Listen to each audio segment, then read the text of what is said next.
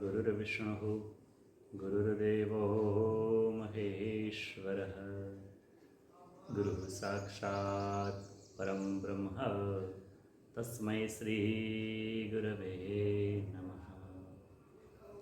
वृन्दावनेश्वरी राधा कृष्णो वृन्दावनेश्वरः जीवने धने नित्यं राधाकृष्णः गतिर्मम। श्रीमद् भगवद गीता 17मो अध्याय श्रद्धात्रय विभाग योग। વાલા સાધક બંધુઓ, આપણે ભગવાન શ્રી કૃષ્ણની અમૃતમયી અને દિવ્ય વાણીનું શ્રવણ કરતાં કરતાં આજે 17મા અધ્યાયમાં ભગવાન શ્રી વિષ્ણુ પરમાત્માની કૃપાથી પ્રવેશ કરી રહ્યા છીએ. 17મો અધ્યાય છે શ્રદ્ધાત્રય વિભાગ યોગ. અર્જુન ઉવાચ ये शास्त्रविधिमुत्सृज्य यजन्ते श्रद्धयान्विताः तेषां निष्ठा तु का कृष्ण सत्वमाहो रजस्तमः. અર્જુન બોલ્યા, હે કૃષ્ણ, જે માણસો શાસ્ત્ર વિધિને છોડીને શ્રદ્ધા ભાવે જોડાયેલા દેવ આદિને પૂજે છે, એમની સ્થિતિ તો પછી કઈ ગણાય? સાત્વિકી, રાજસી કે તામસી? શ્રી ભગવાન ઉવાચ ત્રિવિધા ભવતી શ્રદ્ધા દેહિનાં સા સ્વભાવજા સાત્વિકી રાજસી ચૈવ તામસીમ ચેતિ તામ શૃણુ. શ્રી ભગવાન બોલ્યા કે માણસોની એ શાસ્ત્રીય સંસ્કારો વિનાની કેવળ સ્વભાવમાંથી જન્મેલી શ્રદ્ધા સાત્વિકી, રાજસી અને તામસી એમ 3 પ્રકારની હોય છે. એને તું મારી પાસેથી સાંભળ. સત્વાનુરૂપા સર્વસ્ય શ્રદ્ધા ભવતિ ભારત શ્રદ્ધામયોયં પુરુષો યો યચ્છદ્મઃ સ એવ સઃ. હે ભરતવંશી, સૌ માણસોની શ્રદ્ધા એમના અંતઃકરણને અનુરૂપ હોય છે. આ જીવાત્મા શ્રદ્ધામય છે, માટે જે માણસ જેવી શ્રદ્ધા રાખનારો છે તે પોતે એવા જ સ્વભાવનો પણ હોય છે. યજન્તે સાત્વિકા દેવાન્યક્ષરક્ષાંસી રાજસાઃ પ્રેતાન ભૂતગણાશ્ચાન્યે યજન્તે તામસા જનઃ. સાત્વિક માણસો દેવને પૂજે છે, રાજસી માણસો યક્ષ અને રાક્ષસોને પૂજે છે, તથા બીજા જે તામસી માણસો છે તે પ્રેતો અને ભૂતોનું પૂજન કરે છે. સાધક બંધુઓ, ભગવાન શ્રી કૃષ્ણએ અહીંયા સાત્વિકી, રાજસી અને તામસી પ્રકૃતિના લોકો અને તેમના ઉપાસકો વિશે પણ આપણને બતાવ્યું છે. અશાસ્ત્રમ વિહિતમ ઘોરમ તપ્યન્તે યે તપો જનાઃ દંભા અહંકાર સંયુક્તા કામરાગા બલાન્વિતાઃ. બીજા જે માણસો શાસ્ત્ર વિધિ વિનાનું માત્ર મન માન્યું ઘોર તપ આચરે છે, તથા દંભ અને અહંકારથી ભરેલા તેમજ કામના, આસક્તિ અને બળના અભિમાનથી પણ ભરેલા છે.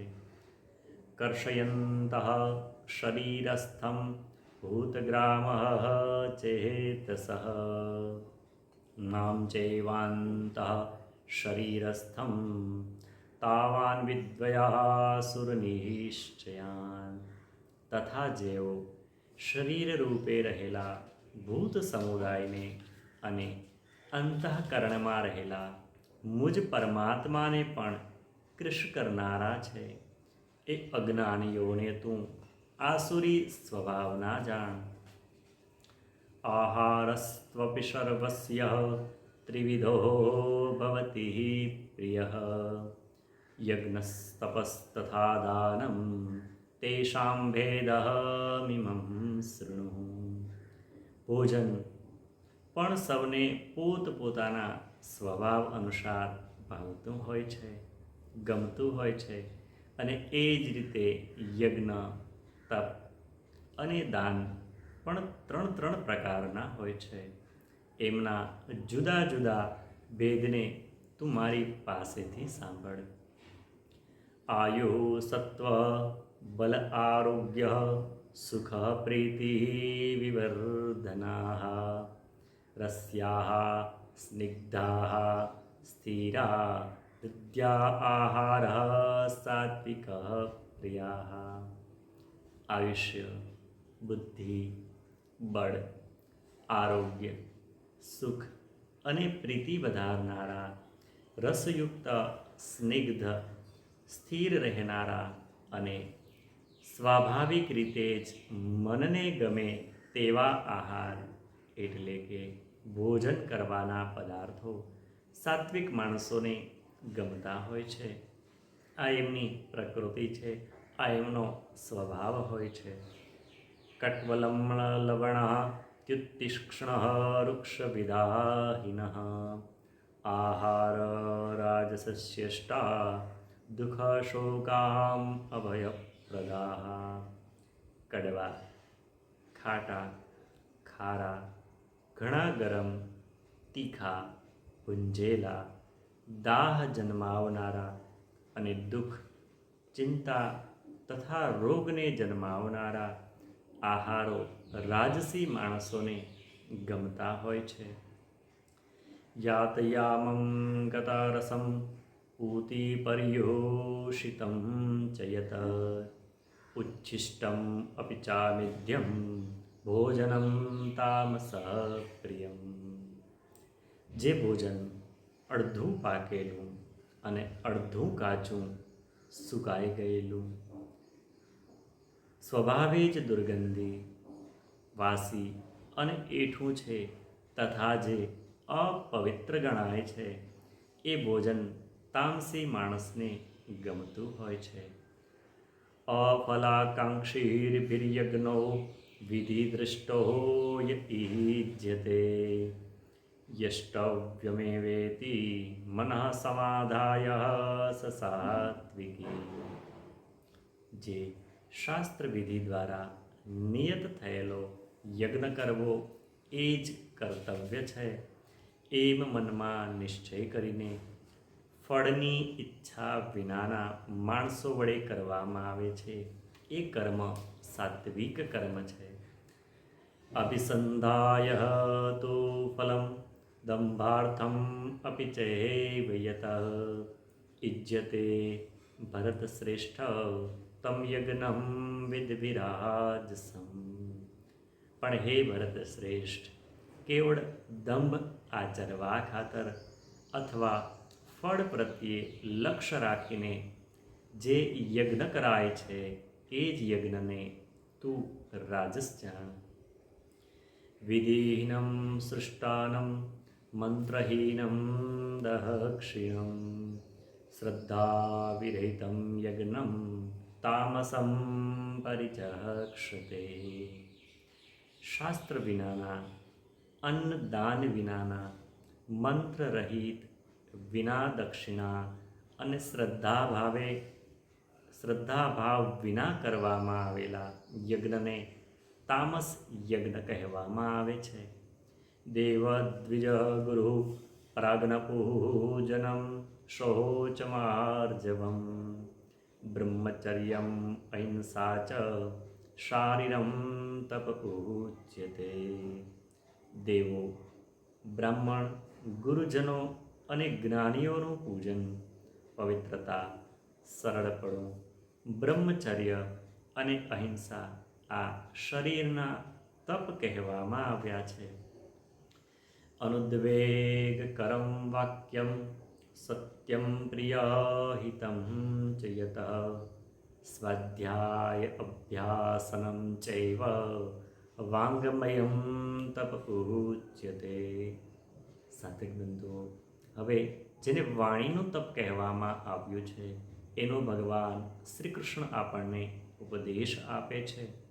જે ઉદ્વેગ ન જન્માવનારું, પ્રિય અને હિતકારક તેમજ યથાર્થ વચન છે, તથા જે વેદ શાસ્ત્રોના વાંચનનો અને પરમેશ્વરના નામ જપનો અભ્યાસ છે, એ જ વાણીનું તપ કહેવાયેલું છે. મનઃ પ્રસાદ સૌમ્યત્વમ મૌનમાત્મ વિનિગ્રહ ભાવ સંશુદ્ધિરિત્યેત તપતો માનસહમ ઉચ્યતે. મનની પ્રસન્નતા, શાંત ભાવ, ભગવત ચિંતન કરવાનો સ્વભાવ, મનનો નિગ્રહ અને અંતઃકરણના ભાવોની સારી પેઠે પવિત્રતા, આ પ્રમાણેનું આ મનનું તપ કહેવાયેલું છે. શ્રદ્ધયા પરમ તપ્તમ તપસ્તત્રિવિધમ નરૈઃ અફલાકાંક્ષિભિર્યુક્તૈઃ સાત્વિકીમ પરિચક્ષતે. ફળની ઈચ્છા વિનાના યોગીજનો દ્વારા પરમ શ્રદ્ધાથી આચરવામાં આવેલા પરમ કલ્યાણકારક 3 પ્રકારના કાયિક, વાચિક અને માનસિક તપને સાત્વિક તપ કહેવામાં આવ્યું છે. સત્કારમાન પૂજાર્થમ તપોદંભેન ચૈવ યતઃ ક્રિયતે તદીહ પ્રોક્તમ રાજસમ ચલમહદ્ધ્રુવમ. જે તપ સત્કાર, માન અને પૂજા ખાતર તથા બીજા કોઈ સ્વાર્થ ખાતર પાખંડથી આચરવામાં આવે છે, એ અનિશ્ચિત તેમજ ક્ષણિક ફળ આપનારું તપ અહીં રાજસ કહેવાયું છે. મૂઢગ્રાહેણાત્મનો યત્પીડયા ક્રિયતે તપઃ પરસ્યોત્સાદનાથમ વા તત્તા સમુદાહ્યતમ. જે તપ મૂર્ખતાપૂર્વક હઠથી મન, વાણી અને શરીરની પીડા સહિત અથવા બીજાનું અનિષ્ટ કરવા ખાતર આચરવામાં આવે છે, તેને તામસ તપ કહેવાયું છે. દાતવ્યમ ઇતિ યદ્દાનમ દીયતેનુપકારિણી દેશે કાલે ચ પાત્રે ચ તદ્દાનમ સાત્વિકમ સ્મૃતમ. દાન આપવું એ જ કર્તવ્ય છે. એવા ભાવથી જે દાન યોગ્ય દેશ, કાળ અને યોગ્ય પાત્ર પ્રાપ્ત થતાં પોતા પર જેણે ઉપકાર નથી કર્યો એવા માણસને પ્રતિ ઉપકારની અપેક્ષા ન રાખતા નિસ્વાર્થ ભાવે જે આપવામાં આવે છે, એ જ દાન સાત્વિક દાન કહેવાયું છે. યત્તો પ્રત્યુપકારાર્થમ ફલમ ઉદ્દેશ્ય વા પુનઃ દીયતે ચ પરિક્લિષ્ટમ તદ્દાનમ રાજસઃ સ્મૃતમ. પરંતુ જે દાન ક્લેશપૂર્વક તથા પ્રત્યુપકારની અપેક્ષાથી કે ફળની દૃષ્ટિમાં રાખ્યા પછી આપવામાં આવે છે, એ રાજસ દાન કહેવાયું છે. અદેશકાલે યદ્દાનમ પાત્રેભ્યશ્ચ દીયતે અસત્કૃતમ વજ્ઞાતમ તત્તામસં સમુદાહ્યતમ. જે દાન સત્કાર વિના કે તિરસ્કારપૂર્વક અયોગ્ય દેશ કાળમાં અને કુપાત્રને આપવામાં આવે છે એ દાન તામસ દાન કહેવાયું છે. ઓમ તત્સદિતિ નિર્દેશો બ્રહ્મણઃ સ્ત્રિવિદઃ સ્મૃતઃ બ્રાહ્મણાસ્તેન વેદાશ્ચ યજ્ઞાશ્ચાવિહિતાઃ પુરાઃ.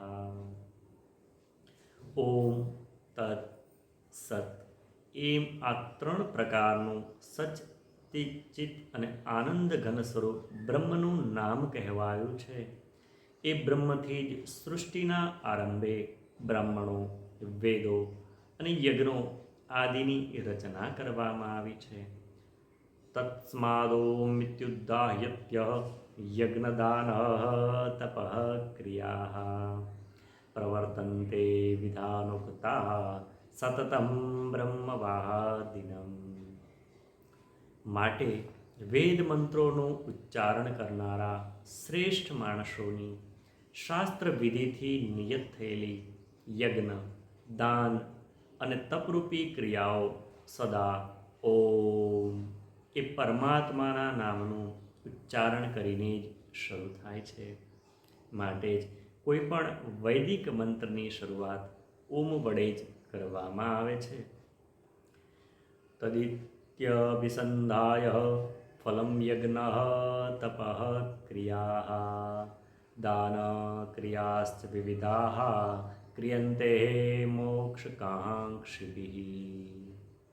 તત એટલે કે તદ નામથી ઓળખાતા પરમાત્માનું જ આ સઘળું સ્વરૂપ છે એવા ભાવ સાથે ફળને લક્ષ્યમાં ન રાખતા અનેક પ્રકારની યજ્ઞ, તપરૂપી ક્રિયાઓ તેમજ દાનરૂપી ક્રિયાઓ કલ્યાણની ઈચ્છા રાખનારા માણસો દ્વારા કરવામાં આવે છે.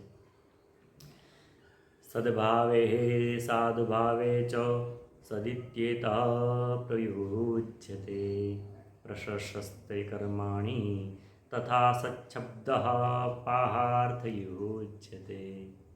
સત એ પ્રમાણે આ પરમાત્માનું નામ સત્ય ભાવમાં અને શ્રેષ્ઠ ભાવમાં પ્રયુક્ત થાય છે તથા હે પાર્થ ઉત્તમ કર્મોમાં પણ સત શબ્દનો પ્રયોગ કરવામાં આવે છે.